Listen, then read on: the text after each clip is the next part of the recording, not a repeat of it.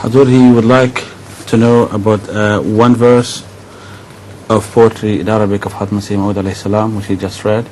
And in that verse, if I may translate it, that the person who declares war against as-Siddiq actually has against as-Siddiq, man harab as-Siddiq, actually has declared war against his Lord and his Lord and his Prophet. What? I missed that bit.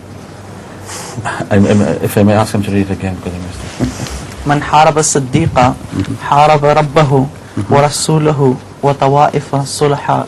Yes, that whoever declares war on Siddiq, he has declared war on his Lord and on the Holy Prophet Muhammad sallallahu alaihi wasallam, and also on the different category of righteous people.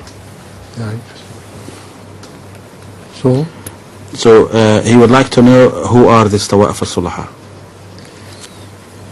Who are the? Who are the Tawa'if as-Sulaha mentioned? All the pious people, who are godly people, who are righteous people. So this reminds me of the tradition of Rasulullah sallam, where he says that whoever disobeys me, if he disobeys my Ameer, he disobeys me. So anyone who disobeys Siddiq, Hazrat Abu Bakr Siddiq radiyallahu ta'ala anhu, or has a personal grudge against him,